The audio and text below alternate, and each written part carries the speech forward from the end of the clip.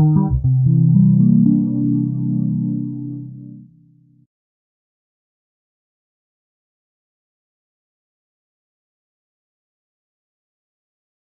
right, so this is about stable fractal-based processing of complex languages.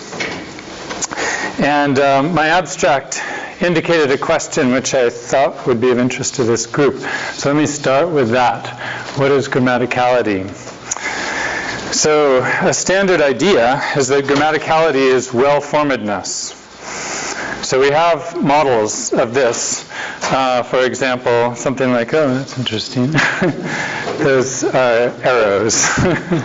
They send things places, evidently. Grammaticality is well-formedness. So we could imagine, we can define formal languages as sets of strings, and then we can write formal grammars to specify subsets of the set of all strings, and we can say that in a particular language the well-formed ones are the ones that are generated by such a symbolic process, and thus we can rule out things that aren't part of some particular language like English here. So that's an idea. But I would note that there's a subtlety to the phenomenon of grammaticality which impels us to go further than this. And essentially it's when we take semantics into account. So the challenge of semantics, as I see it, is this. We can make a standard analysis based on very basic observations, which were made a long time ago, that there seem to be, in addition to the normal grammatical understood sentences, there seem to also be cases like tree, fall, house, fire, run, which are not exactly English, and yet they're not too hard to understand. And there are, of course, much subtler cases, which are a little more complex to go into, but they make a similar point. So something like the route to the islands are tricky, doesn't seem properly said, but nobody would have trouble understanding what was meant by such a sentence. In other words, we could argue there can be semantics without grammar. It argues for distinguishing those two domains. A sort of corresponding argument that helps cement the case is that we also have this kind of famous example: colorless green ideas sometimes sleep furiously. And that's grammar. That could be sort of loosely described as grammar without semantics. Chomsky presented it in those terms early on. Okay. And then this idea, this way of looking at the picture, motivates us to say, well, grammar and semantics might be closely related, but they seem like different spaces. So why not have a model of this form, in which we say there's grammatical form and we map it to meaning, and but the two spaces are separate spaces, and that way we can explain how somebody might get a meaning without having had a proper form, and so forth. Okay, so that's a standard approach. I see a big problem with this approach, and the problem is in the fact of these ungrammatical but interpretable examples. The problem is that our best theory of meaning under this framework is the one that says we can map to meaning based on a compositional theory, essentially Frege's notion, by specifying rules of semantics that go along with the grammatical rules. That works well for the grammatical cases, but it's sort of stumped. It just doesn't go anywhere when we have something that's ungrammatical. So we would have to say something more if we wanted to handle those cases in that standard framework of specifying semantic rules corresponding to the well-formedness rules. So what should we do about this? This I take to be a kind of challenge. I'll tell you now what I propose to do about it, and then I'll do it with a vigor, and then we'll see what you think. Okay? So here's what I propose to do. Let's not work with a discrete space. Let's work with a connected space. Okay? So, for example, the integers are a set of entities that we can think of as lying in a discrete space. The real number line is a connected space. Let's furthermore put feedback dynamics on the space, which will cause the system to converge on a restricted set of states, which we'll call the grammatical manifold. So we're still, in a sense, going to say there's a realm of lots of possibilities, but only some of them are grammatical. But the way we're going to do that is now in this other kind of framework, which hasn't usually been invoked to try to talk about language before, but it could. And the idea is there'll be this big connected space, but there'll be some dynamics on the space such that there's a special set, a subset, a proper subset of the space that the system tends to go onto. It can be off it for a little bit, but if you let it go normally, it'll get back onto that subset. That subset is the grammatical manifold. That's where I'll locate actual grammatical behavior. But the advantage of having the rest of the space is that we can say something about cases that don't fit the grammar. The rest of the space will be for modeling the situations where something weird happens. Okay, so at least now we can have that in the picture and we can process it, we can do something with it. Okay, furthermore, a kind of maybe the most striking or challenging aspect of this claim is that in this case, I don't think we need to have a separate semantic and grammatical space. We just need one space for both. Here, of course, I'm speaking mentally. I'm saying in the mental system, we need one space. I'm not denying the fact that you can say there's mental representations, perhaps, and then there's a world out there, and there's some kind of map between those. I'm not talking about that. I'm talking about the mental representation of language and saying that we need one manifold, not two, and no function between them. So I'll explain how it's at least possibly reasonable to do that. Okay, so here's a kind of synopsis of my plan. First, I'll give some language examples because it's useful to be thinking concretely about the actual cases. I'll point out the key formal property that is, in a way, the core thing we have to be able to handle to do syntax in the standard sense, which is also semantics now, by the way. Then I'll propose one of these connected, or propose a class of these connected space processors called a fractal grammar. I'll define asymptotic stability. That's what I mentioned in the abstract. It's the property of a set such that the system will go on to that set reliably and also gradually. It'll converge on that set. I'll define that, and then I'll also need to show that there's actually some cases of asymptotic stability and that they might be good for modeling language. And then I'll come back to the question of grammaticality. So that's the plan. So here's a case from natural language. Let's imagine a situation. This is an old example that Chomsky also gave, but just to have it vivid. I don't have an umbrella. We need an umbrella. We live in a somewhat wet climate, and so it would make sense to have one, but we haven't ever bought one. Now we're planning to have a picnic in the city park, and since it might rain, it would make sense to have the umbrella so we could buy one. But then again, maybe if we don't have the picnic after all, then we won't need it in that case. So if it's the case that if it rains, we won't hold a picnic, then we don't need to buy an umbrella. Simple point is that that has a recursive structure with if, and then. Okay? So I'm doing that to convince you that Chomsky was right to give this example, even though his actual examples were not very naturally compelling. So this kind of structure in English,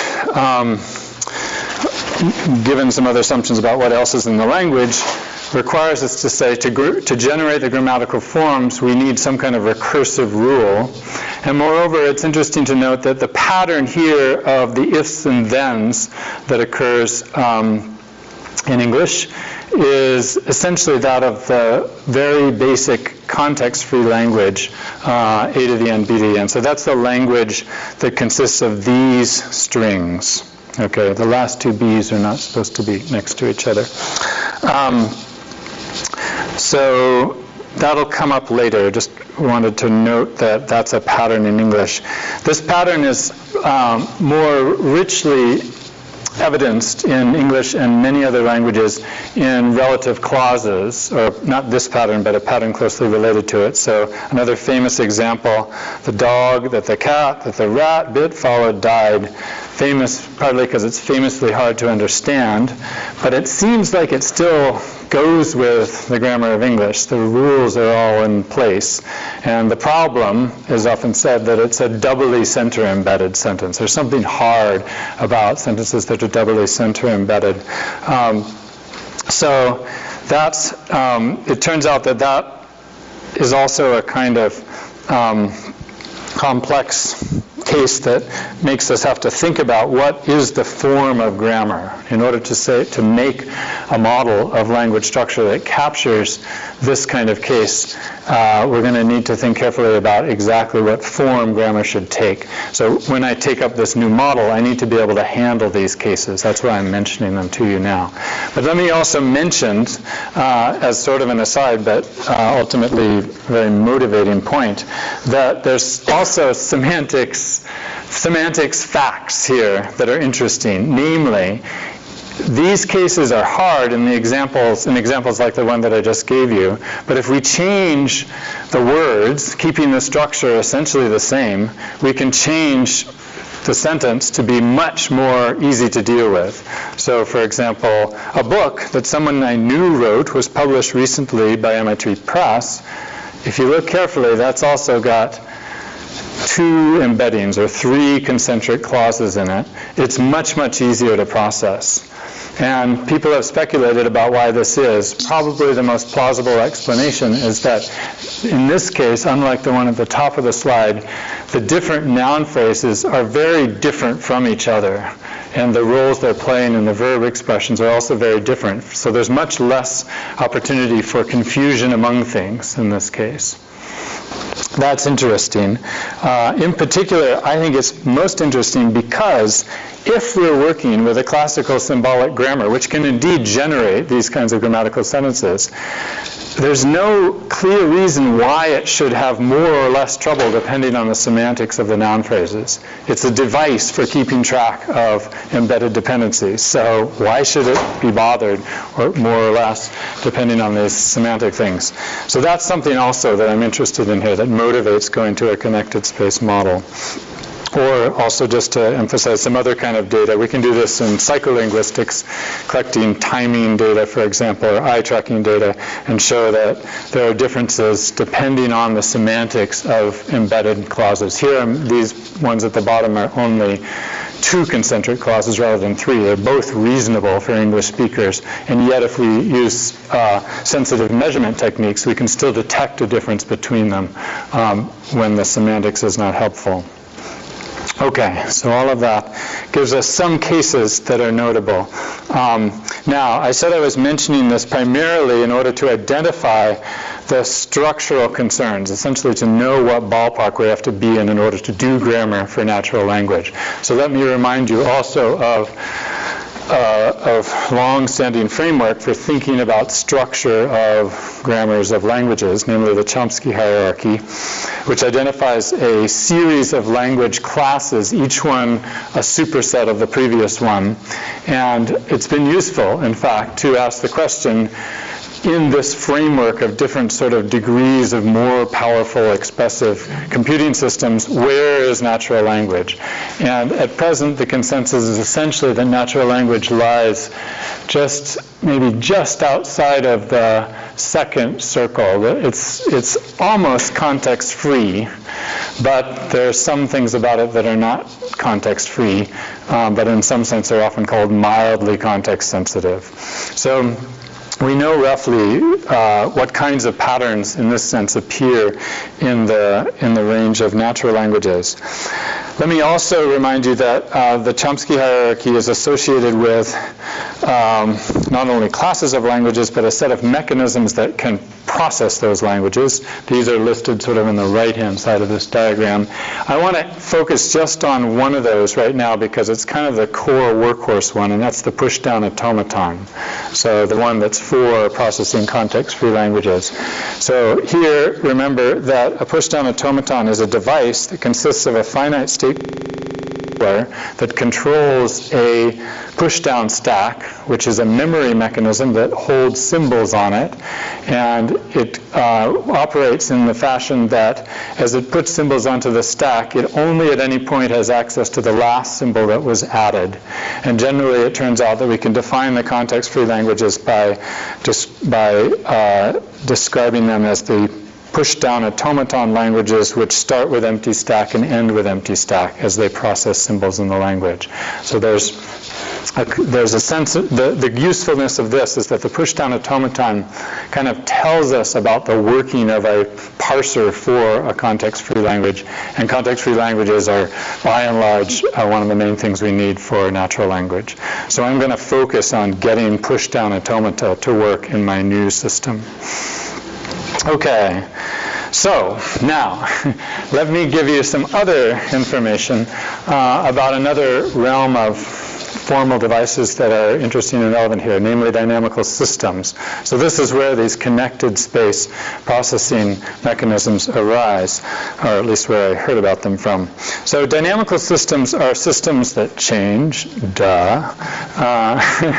You might say, well, that doesn't leave much out.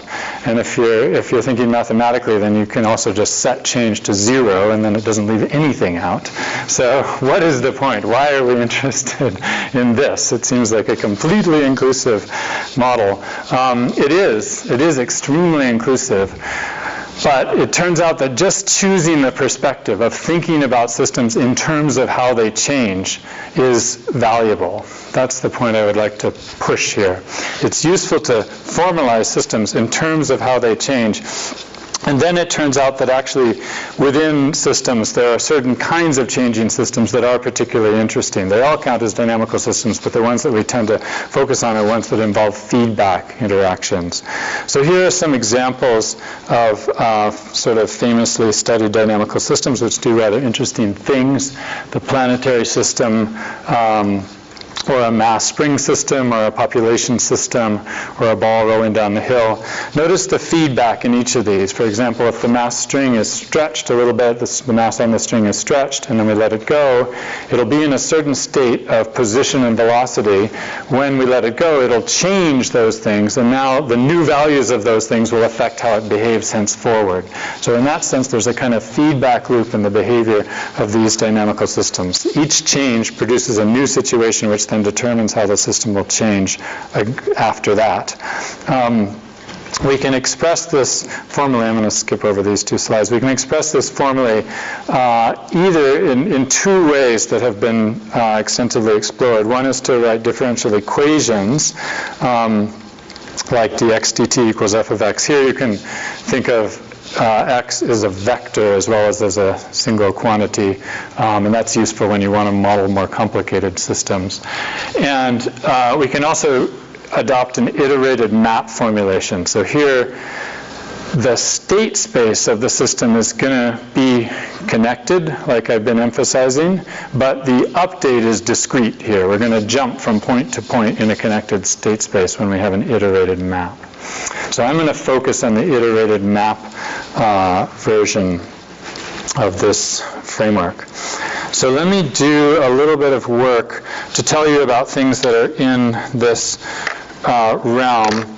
I think it's actually, will you be able to see if I write on here? I think it'll be easier if I put it on the board. So let's just consider an example of one of these iterated maps. X of t plus 1 equals, for example, x of t, negative x of t over 2, say. Okay, and let's ask, what is the behavior of that sort of a system? Well, the way we ask that is we just draw a diagram or make a representation of some sort of the state space. Here I'm going to assume it's one-dimensional, so let's assume the real number line. And then let's say that we start at some location in the state space. For example, we might start at 2, and then so that'll be what we call x0, the initial state. And then we'll iterate this map, and something will happen. So 2 divided by 2 is 1, but negative makes it go here. That becomes x1. And then do that again. 1 divided by 2 is a half. Now go into positive a half. Okay, and then like this and like this. You can see what's happening, right? So it turns out that this is interesting because we can ask the question sort of overall in one of these systems that is an iterated form like this, what are the things that happen to different initial states in the system? We can try to develop a general picture of that. In this case, you can see that basically everything contracts. Everything contracts, and the only case that's special is 0 itself, which just stays when you're there. So some terminology, the point 0 is known as a fixed point of this dynamical system because the state doesn't change when you're at it. And moreover, the fixed point, this particular fixed point, has the property that if you're at it and you move a little bit away from it, then you'll go back, right? You'll contract back onto it. If you just knock it off of 0 and then let it keep on going, it'll contract back onto 0. That is the property that's known as asymptotic stability. So this is a so-called stable fixed point, and it's actually asymptotically stable, meaning that it actually converges back onto the point when it is knocked off it, at least a little bit.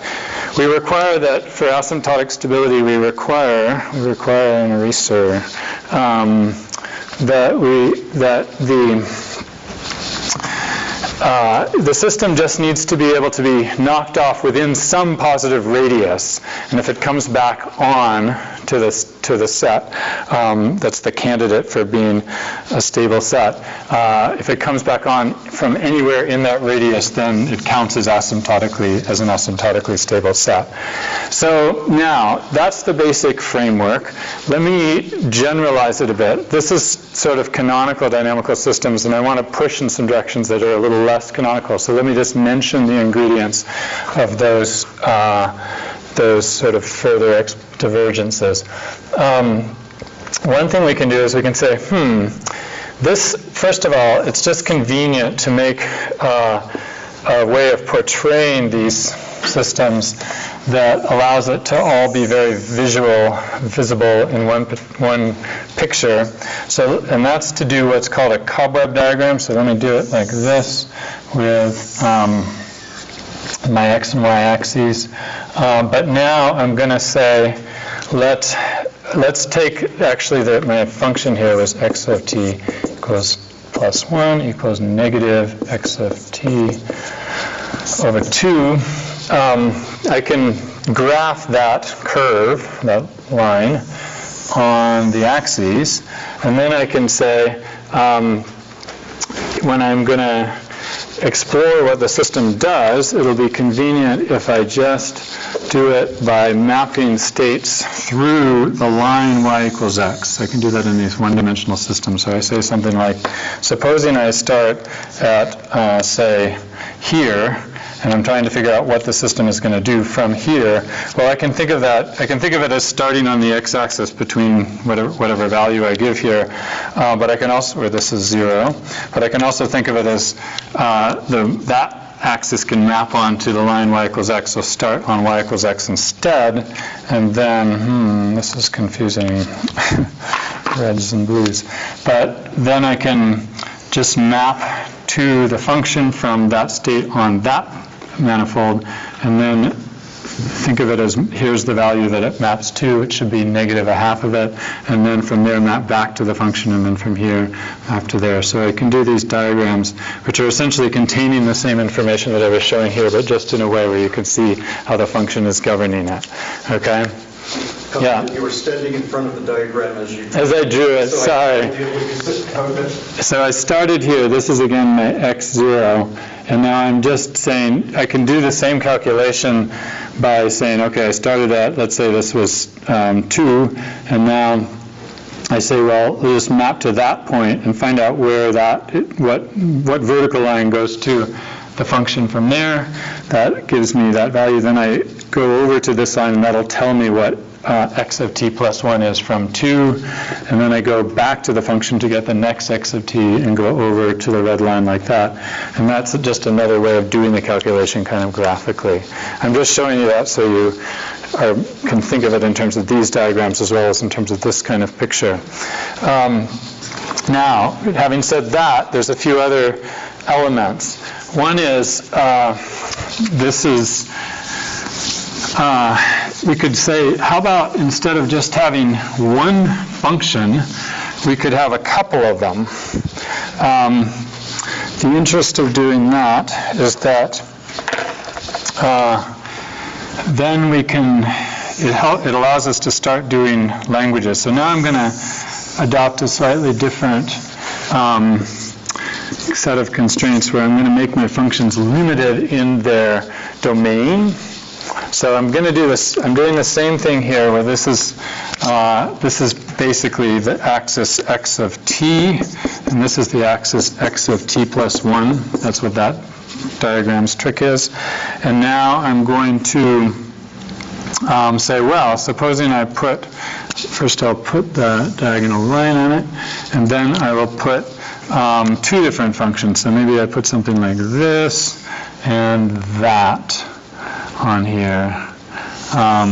And then I see what happens. Actually, I want to make sure that they at least span the domain. So something like that.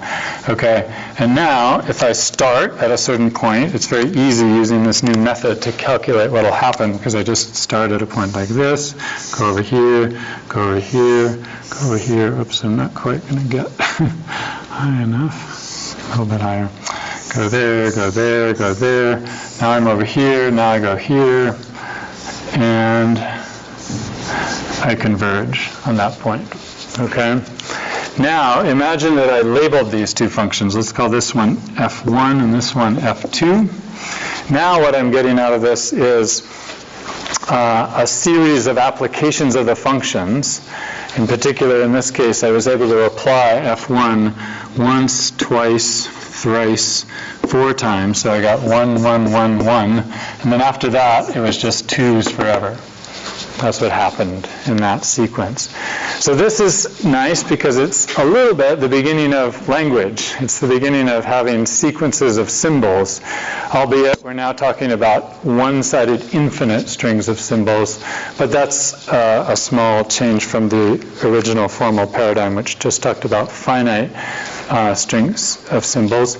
And in fact, this particular system, starting, mind you, this is always contingent upon a particular x0 where we start. But we can now envision, we can work with this and make systems that will, this particular system starting at x0 just did this one thing. It generated this one long string. But we can, if we're willing to make the functions have overlapping domains, then we can have multiple strings coming out of one of these systems. So I'll show you one that does that. Can you still see if I write over here? Okay. So let's say I'll pick one that's very sort of judiciously chosen. Here is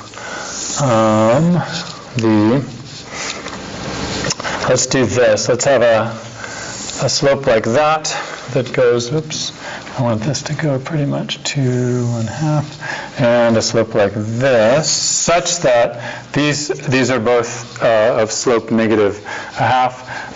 And let's say this is the point 1/2, this is the point 0, this is the point 1.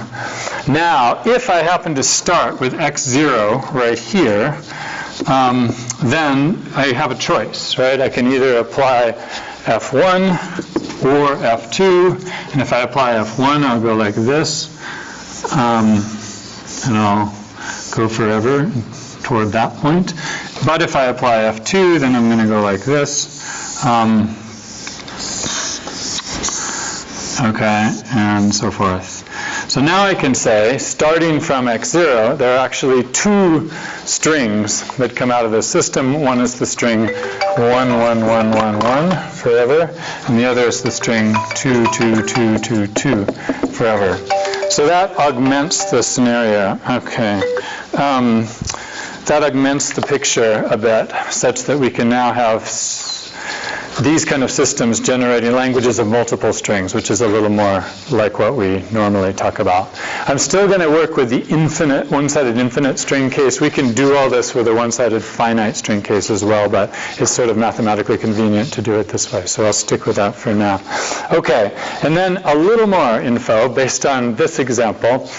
Notice that we now have two stable fixed points. That allows us to articulate another notion of the system, of these kind of systems, and that's that they carve up spaces sometimes. They carve them up into the initial states that go to one particular stable set versus the initial states that go to another one. Those are called attractor basins. So another word for a stable fixed point is attractor. So here there are two attractors, and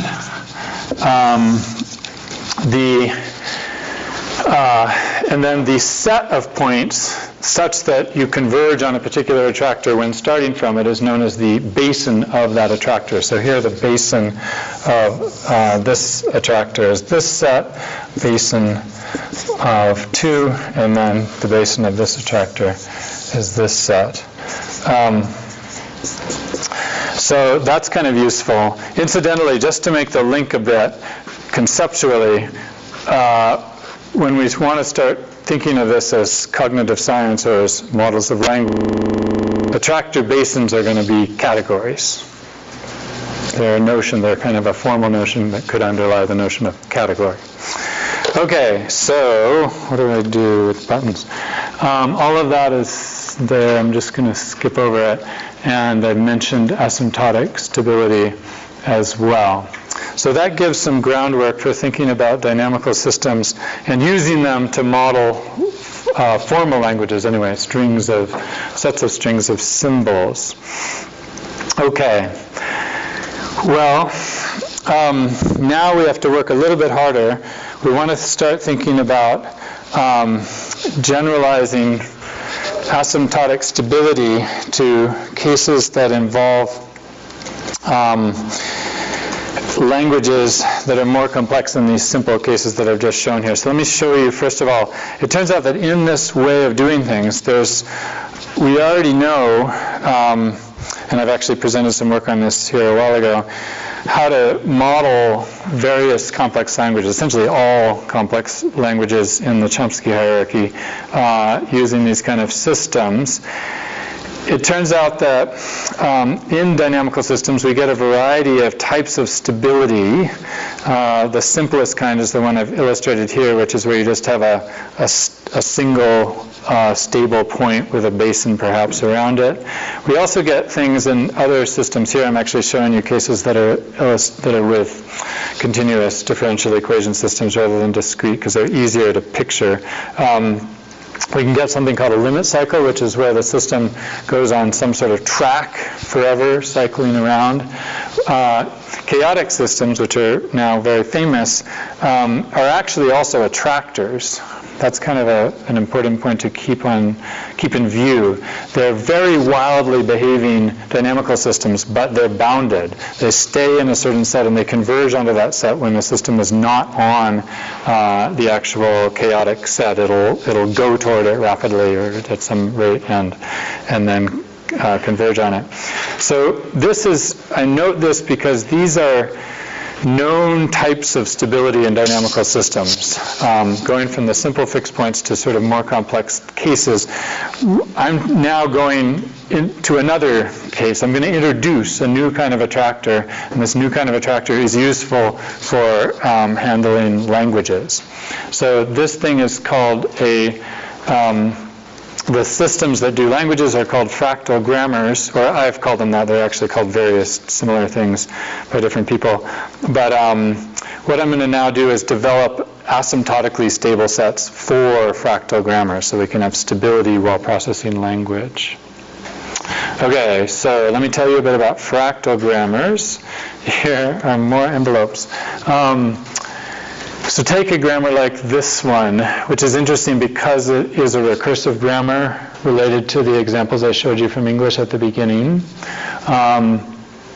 And here's some examples of strings that are generated by this grammar.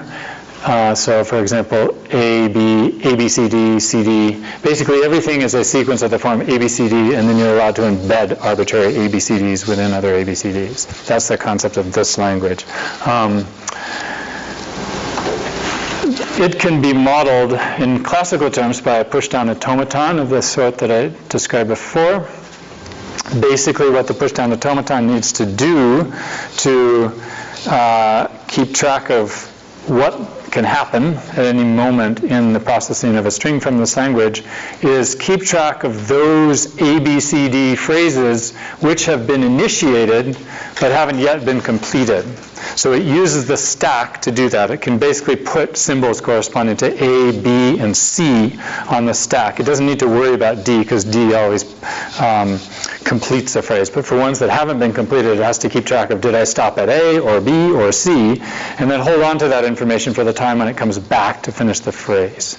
Okay, so now this is the basic concept of this kind of computation, this kind of system. I want to do this in a connected space. That means what I'm going to do is I'm going to let points in the connected space correspond to memory states of the system that's doing this processing. A good way to solve this problem or to make a device that can do this is to think, what is the set of memory states that I need to handle this entire language? The answer is essentially ABC star, right? It's all the possible sequences of A's, B's, and C's. Those correspond to the different memory states that such a system could be in processing this language. So what I want to do is I want to put ABC star, here I mean clean E star, into a connected space. I want to put each point in the connected space, and I want each one to be different, each string, each possible stack state to be different from every other one, because otherwise I would confuse memory states. So the question is, how can I do this, and how can I do it systematically such that I can somehow navigate in this connected space? Here's an answer to that question. I can use a fractal set. So this is an often studied fractal called the Sierpinski gasket, and it's essentially a two-dimensional Cantor set. And I'm pointing out via this diagram that there's a natural way to map the stack states of that pushdown automaton into this space and put them at sort of systematic positions. Namely, the concept is you think of it as a big triangle, and then you go to the hypotenuse, the middle of the hypotenuse of that triangle. So the very biggest triangle, at the middle of its hypotenuse, is the empty stack state. And then that triangle, because it's a fractal, has subtriangles which are exactly like it. So now, for the next level down, go to the midpoint of the hypotenuse of each of those subtriangles and put A, B, and C there. And then just iterate that. Go down through all the possible stack states. And I think intuitively you easily see that everything is there. Everything we want is there, and nothing is overlapping. Nothing is sharing a point with something else that it shouldn't be. So that's helpful, at least as a step. It allows us to make a connected space model of memory that distinguishes all the different states that we need to distinguish for this kind of a system. So now we want to use it as a processor. We want to let it parse strings and maybe figure out whether they belong to the language or not. So here's a way to do that. We can, maybe I'll go to here first. We can specify a set of functions which will cause the system to move around. It's essentially just the same game as I was playing here, but now we're moving around in a two-dimensional space, and we'll specify the privileges of moving around. That is, we'll specify the domains of these functions such that you can only do an A at certain points, and you can only do a B at certain points, and those are going to be suitable to what the state of the stack is. So this case here, this so-called input map, turns out to model exactly that ABCD language that I showed you before. And the key insight, the key thing that lets it do that, is this a pointer? I don't know. Okay, but I have to make it point. Well, anyway, the key state, if you look in the table up there, is that when you're doing A, which is the bottom row of the table, you have to push symbols onto the stack. And pushing in this framework is contracting. It's multiplying by a number less than 1. So you see that when you do A, you take the state, the current state, Z, and divide it by 2, and then you add a constant. On the other hand, B and C are just sort of translations, and D crucially pops the stack, and D therefore has to undo the contraction that A did. So D is multiplying by 2 plus some constants.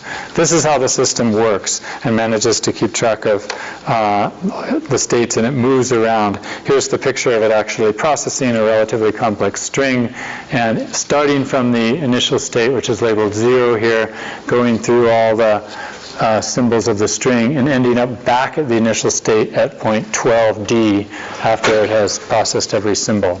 We just need to require, in order to make it be able to recognize this language, that when it's in that lower right triangle, it knows that what has to happen next is to get either a B or an A, because it can always push another A onto the stack.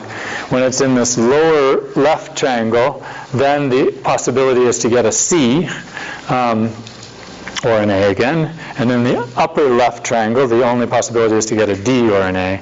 And if we put that constraint on what can happen at each point, then this thing can generate all and only the strings of that language of interest. Okay, so this is a way to do complex processing for that one particular complex language. Here I refer to various work that shows that this is actually a quite powerful system. I made it do all context-free languages, but even before I did that, Siegelman had shown that you can do all Turing machines, and Moore had made one that can do all context-free languages with a single, a one-dimensional device. So these things, this approach is pretty rich. Quick clarification. Yeah. You're using the term processor. Okay, here you actually recognizer.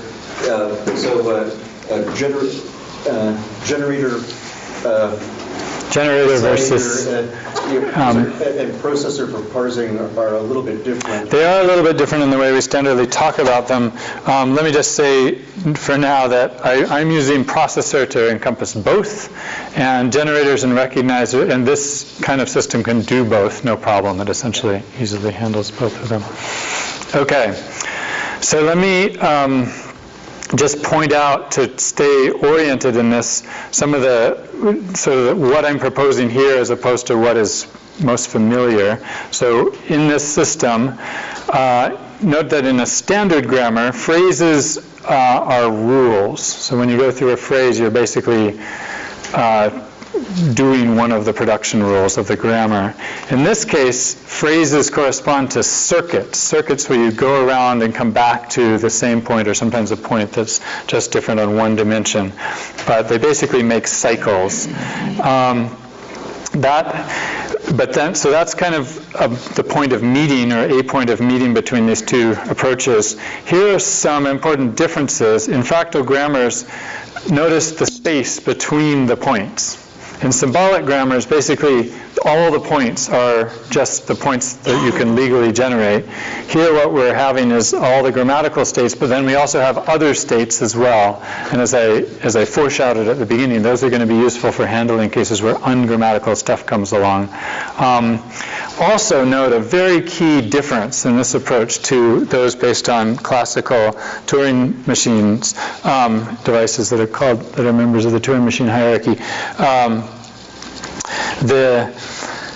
Here, distance matters. Distance corresponds to similarity of behavior. So if I'm at a certain point on the fractal and I jigger it a little bit and move it off, I'll get some different behavior out of that, but it'll be similar to what I got when I was at that point in the first place.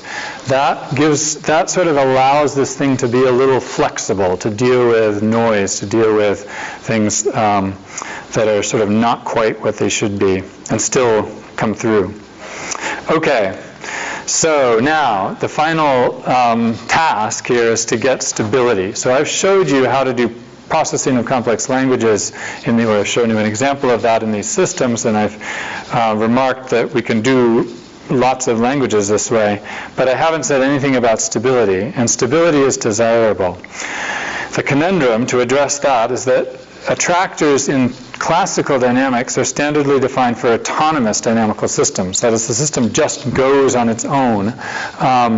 You put it in an initial state and then it just goes along.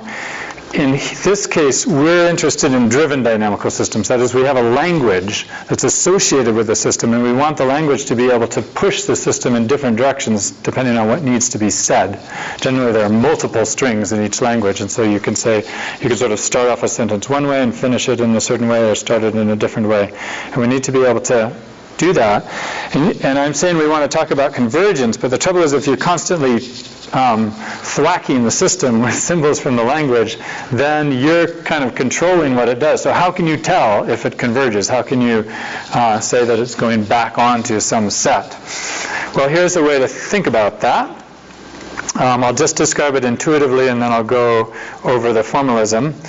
Let's let the model travel always under the influence of the grammar.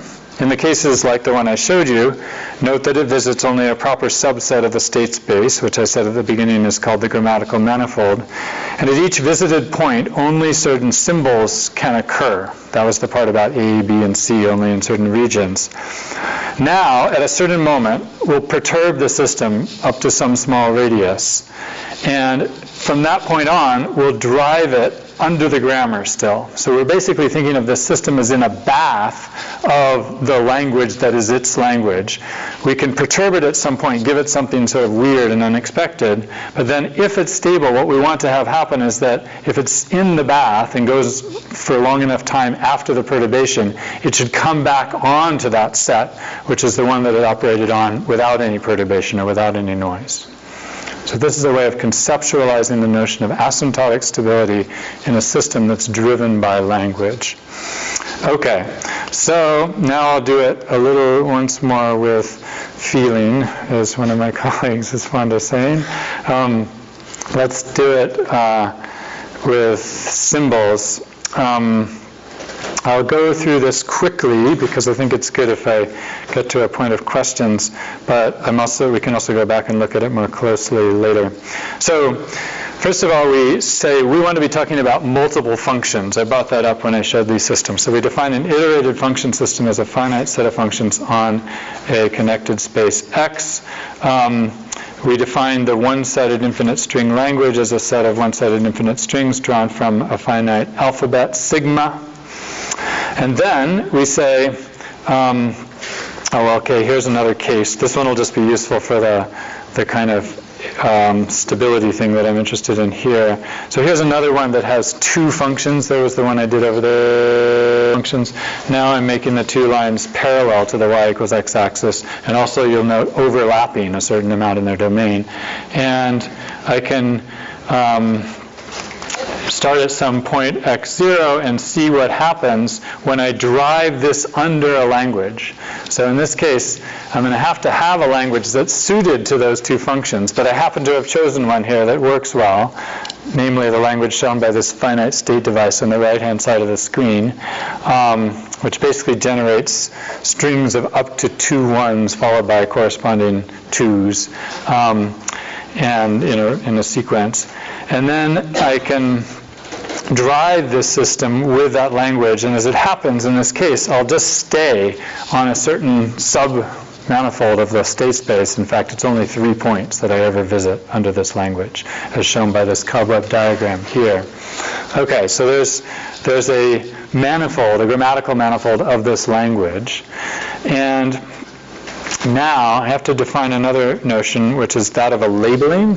So this is basically for just the issue that you want to, as you're going around on this grammatical manifold, you have to keep track of which symbols can occur at which points.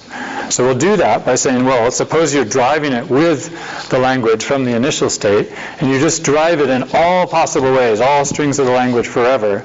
And then at each point, when you come to a point, you label it with what symbol came next after that in the strings. Now you'll accumulate a list of all the different symbols that can occur at each point. Of course, like in this case, there'll be many points that don't have any string at all. So they'll just have the empty set of labels on them. But we still call it a labeling for the whole system. Every point is labeled with some member of the power set of sigma. Okay, so now we have that. And here's an illustration of the labeling in terms of the functions that can occur next. So when you're over on the left there, you can have the function 1 is shown by the number 1 in green brackets in the lower left of the diagram. When you're in the middle, you can either have 1 or 2, and when you're over on the right, you can have 2 only. Okay? So that's the labeling. Now we introduce the stability concept. It's called back-in-Kansas stability, okay, based on that idea that I told you in intuitive form before, that the idea is you throw something at the system like Oz, and then you put it back into Kansas, and you see whether after being in Kansas long enough it starts to think normally again. Okay, so that's why it's called back-in-Kansas stability. So consider an iterated function system with a one-sided infinite string language.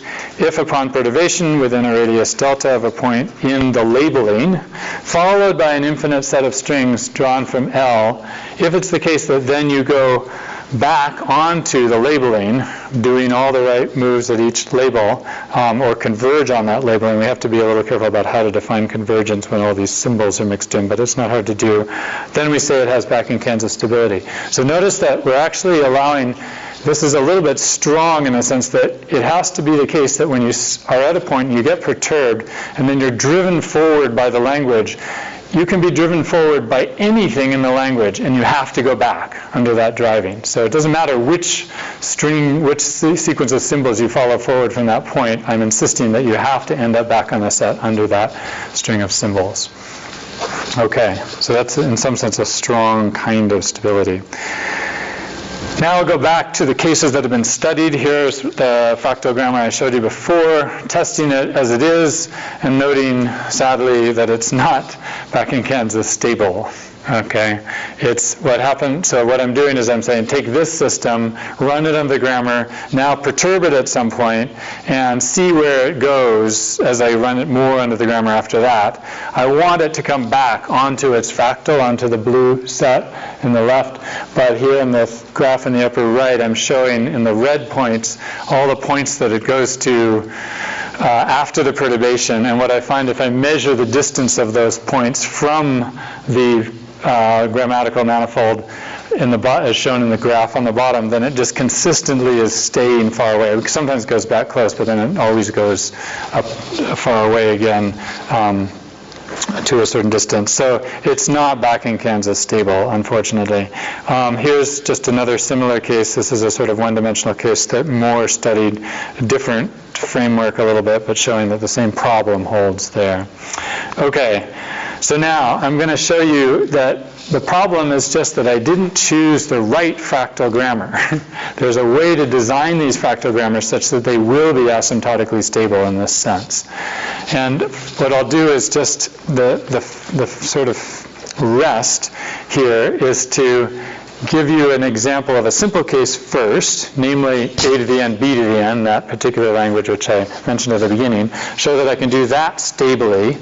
And then I'm going to generalize it to mirror recursion, which is essentially the formal core of the other kinds of embedding with relative clauses that I showed you, which is sort of the workhorse of center embedding in natural languages. So I can show you that I can at least do all mirror recursion and have it be back-in-Kansas stable. So here's the trick. This is a fractal grammar that does A to the n, B to the n. Initial state is 1/2, and it's back-in-Kansas stable. To see that, well, first, let me just show it operating on its grammatical manifold. So you start at 1/2. You get some number of a's, or f sub a's in this case. And that, notice what that's doing is it's just converging toward 1 in a geometric series. And then if you start getting b's at any point, then you're going to be above that diagonal line of f sub b over on the right. You invoke that when you get a b, and then you end up over here on the left side, and you essentially follow that line with slope equals 2 back up until you end up in the middle, okay, and you end up back at the point 1/2. So at least sort of glancing at this diagram, you can kind of get the feeling for how this thing can go any number of a's, and then after doing a corresponding number of b's, it'll be back at 1/2 in every case. So it's doing a to the n, b to the n. But is it, back in Kansas, stable? Well, it turns out yes. Here is an illustration of it being a processing a perturbed state. In this case, I perturbed it by essentially, at a certain point, giving it the wrong symbol, sort of like giving somebody a sentence with a word that's not grammatical at a certain point. That happened at the point around at around 0.3 or something. 325 probably. No, sorry. Yeah, that's right. Where you can see, so look at the red line in this diagram and notice the point, there's a point where it's on the middle, it's on the diagonal red line, and then there's a red trajectory that goes directly up from that, and instead of going up to 1/2, which would be the proper continuation of that point because it was supposed to get a b there, it went instead up to positive 0.57 or something like that. And that's because I gave it an A rather than a B at that point. Essentially, I did A for some number of A's. Then I did a bunch of B's. But before doing the requisite number of B's, I went back to giving it an A too early. That caused it to jump onto the other function. And now it's off of the manifold. But the point is, if I iterate from there, now giving it only grammatical material from the language, it will come back onto the manifold. And it turns out in this case, it's very drastically stable because of that flat region in the middle of the f sub b function. It'll come back within 2 sentences always. So it actually is asymptotically stable. We can prove this. I won't go into the details right now, but basically the trick is to realize that it's essentially the combination of the maps is contracting with x equals 1/2 as a fixed point. So that if you're off and you're doing combinations of A's and B's, then that's a contraction map itself, and it'll converge on 1/2, which means you're eventually going to get back to the starting point that you should be at. That's kind of the essence of the proof. Okay, now we say, let's do mirror recursion. What mirror recursion means is that it's sort of like A to the n, B to the n, except now we have multiple symbols, and you have to keep track of which ones you have. So essentially it's a kind of palindrome type language.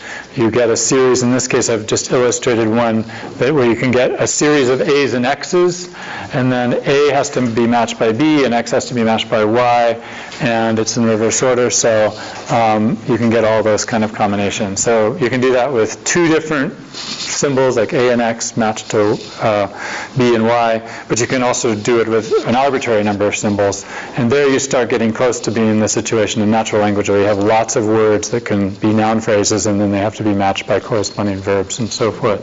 So this is mirror recursion, and it turns out we can also do this. Here is an illustration of doing it.